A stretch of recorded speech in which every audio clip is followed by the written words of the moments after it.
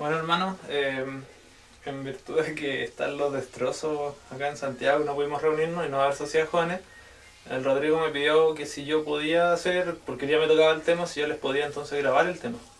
¿Ya? Así que en eso estamos. Bueno, el tema iba a tratar sobre Esdras y Nehemías, que es lo que estamos estudiando en la escuela sabática.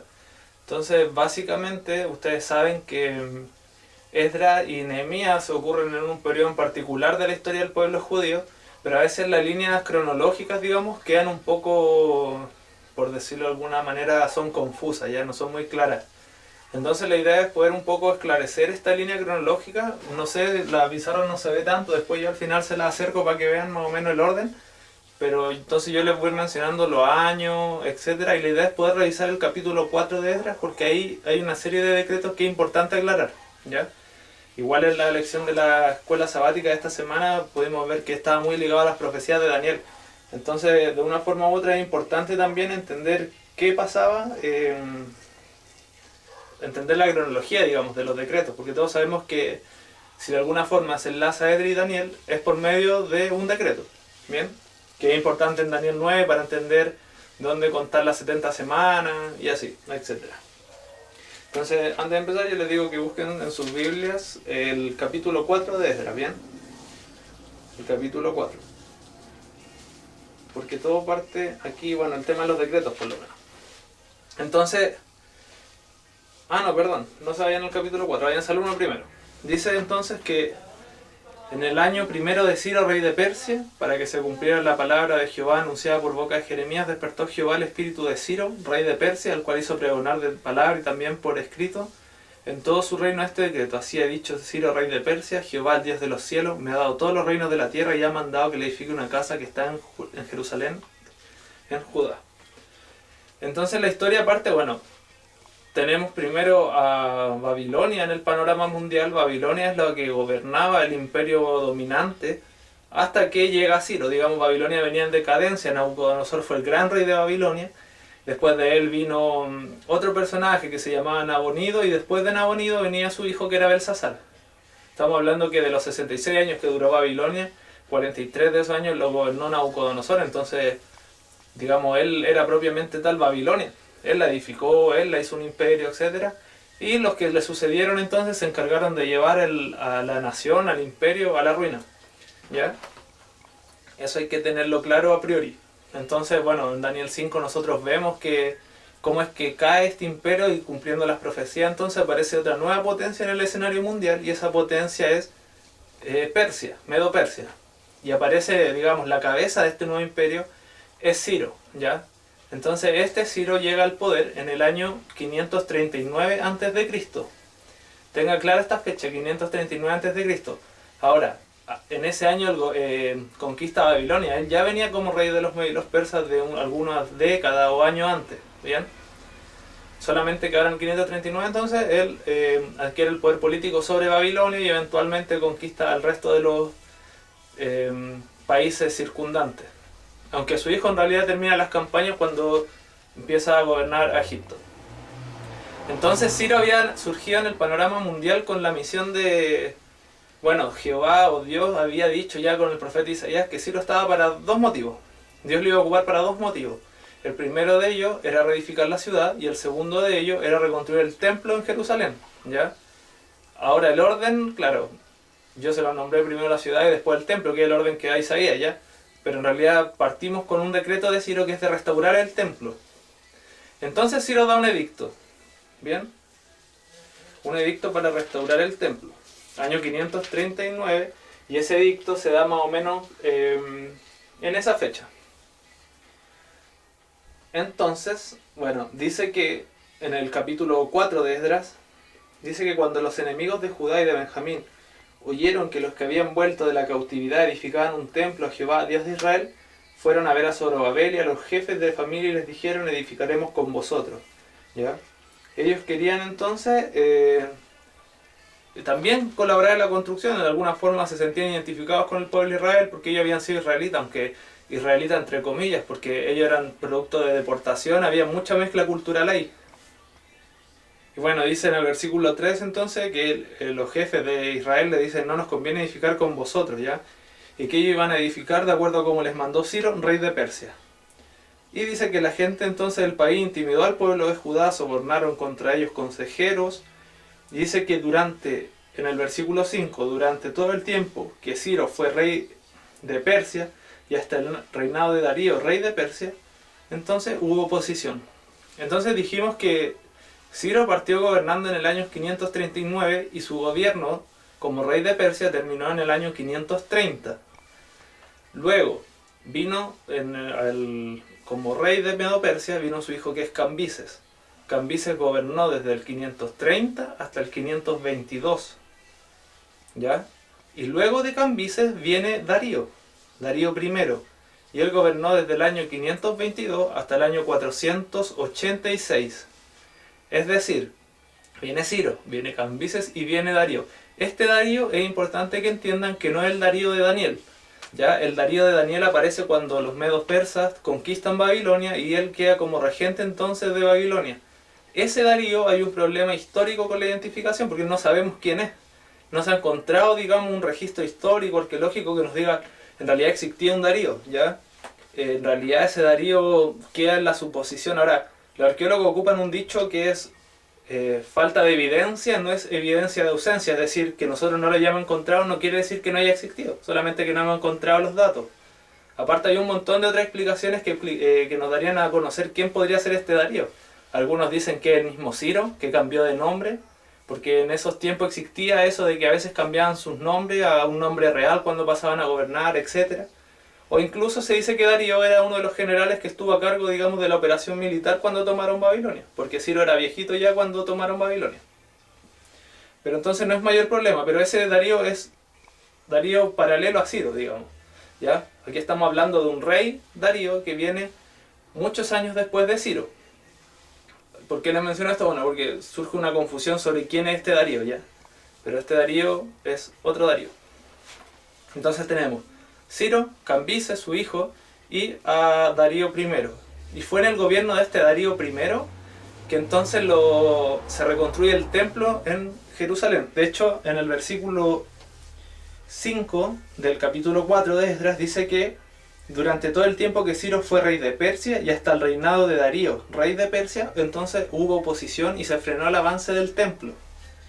Y fíjense, cuando Darío llegó al poder fue en el año 522, dijimos. 522, grábense esa fecha. Y dice, en el versículo 24 ahora, así se detuvo la obra de la casa de Dios que estaba en Jerusalén, la cual quedó suspendida hasta el segundo año del reinado de Darío, rey de Persia. Entonces en el año 520, por un mandato de Darío, el templo vuelve a reconstruirse y, bueno, es lógico, ¿no es cierto? Empiezan de nuevo la obra que terminan 5 años después, en el 515 a.C. ¿Ya? Hasta este momento, entre Ciro y Darío, los únicos personajes bíblicos que aparecen son Ageo, Zacarías y Daniel. ¿Ya? Lo más probable es que Daniel haya muerto en el gobierno o en el reinado del hijo de Ciro, que era Cambises, y Ageo y Zacarías estaban en la reconstrucción del templo, así que en cierta forma eran contemporáneos. ¿Ya?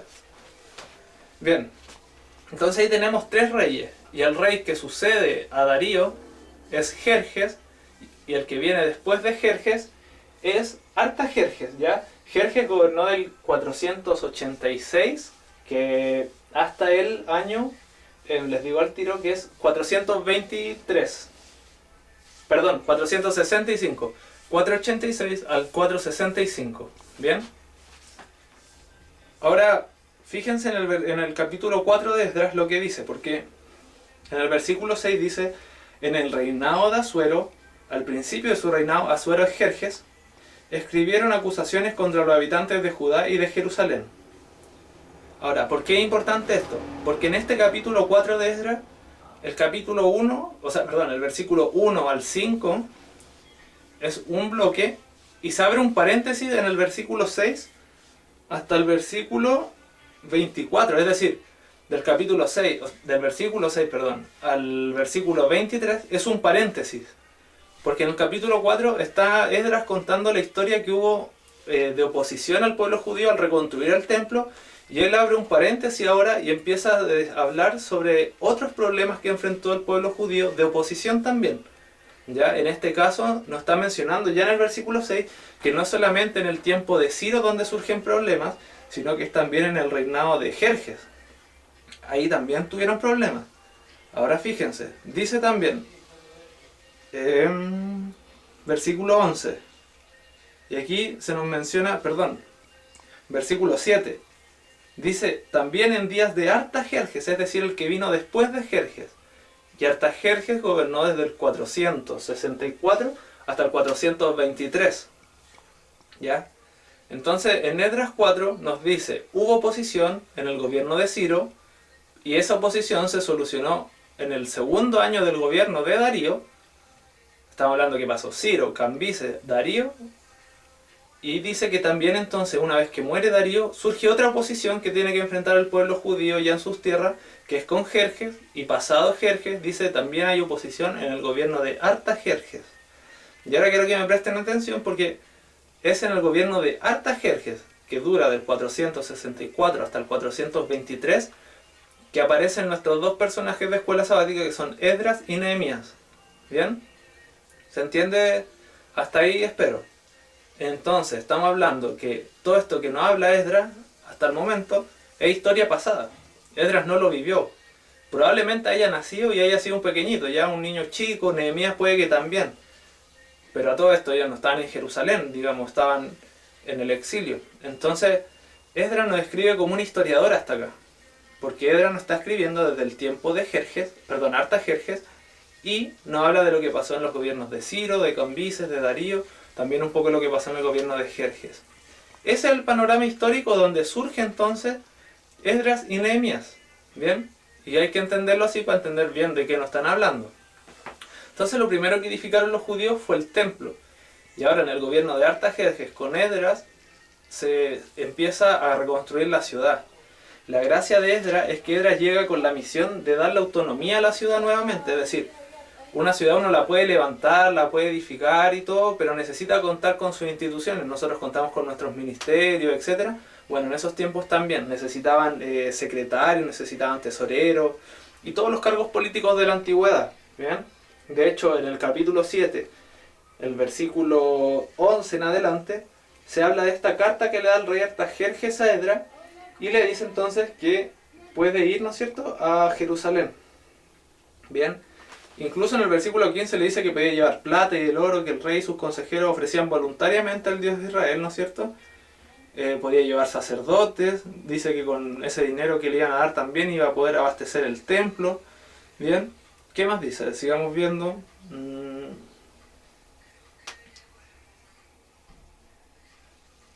Bien, en realidad usted podrá leerlo para ir ahorrando tiempo, ¿bien? Versículo 25, por ejemplo, dice que podía poner jueces y gobernadores que gobiernen a todo el pueblo que está al otro lado del río y a los que conocen la ley de tu Dios, etc. Entonces, con Esdras, Artajerjes le está dando una autonomía política ya a la ciudad de Jerusalén. Eso es importante que lo tengan claro. Y esta carta, este decreto, este edicto sale en el año 457, que es cuando Esdras vuelve entonces a Jerusalén de la cautividad. Y esa fecha, el 457, es el año donde partimos nosotros a contar las 70 semanas de Daniel. Por eso es tan importante y hacían el nexo a la hora en escuela sabática. ¿Bien? Porque si se acuerdan, en Daniel 9 dice que será reedificada la ciudad y sus puertas, etc. O sea, y sus murallas, perdón. Bueno, ¿cómo se corresponde a eso? Con Esdras. Porque con Esdras se le da, digamos, esa importancia a la ciudad. 457. Ahora usted dirá, bueno, ¿y Nehemías? Nehemías es contemporáneo a Esdras, son paralelos. Digamos, los años que los separan son 13 años, no es tanto. Nehemías aparece en el panorama en el año 444 y su misión particular es reconstruir las puertas y las murallas de Jerusalén. Y de hecho lo vimos en la lección de escuela sabática pasada, que Nehemías se levanta como un líder, ¿no es cierto?, inteligente, que rodea la ciudad, la analiza, ve que faltaba, ¿no es cierto?, y después se pone a construir. Bueno, su misión era construir las murallas, porque claro, una ciudad ahora puede tener autonomía política, etcétera, pero en la antigüedad, si no contaban con una muralla, eran una ciudad perdida, porque cualquiera la atacaba y las volvía a dominar. ¿Bien? Ahora, todo esto, la reconstrucción del templo, la reconstrucción de la ciudad, eran políticas que tenían los medo persas.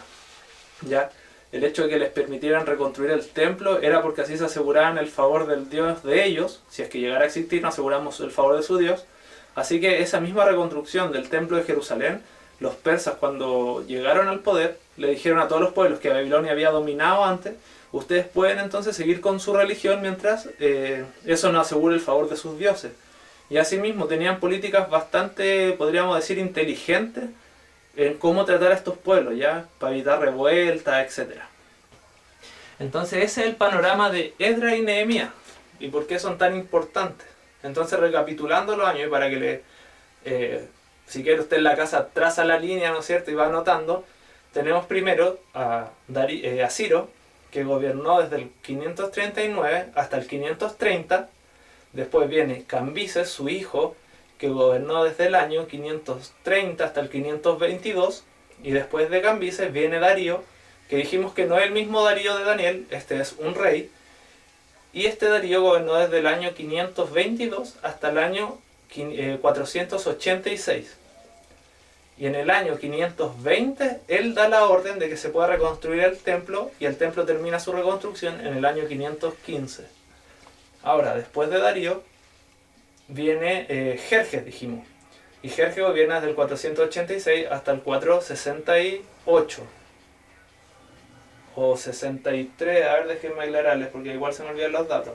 465, estábamos perdidos. Entonces, ese es el periodo de reinado de este rey. Y por último tenemos Artajerjes, que es donde aparece Esdras y Nehemías, que gobierna desde el año, dijimos, 465 hasta el 423. Esa sería la línea de tiempo, hermano, y la cronología para que se puedan ubicar un poco más entonces en lo que estamos estudiando.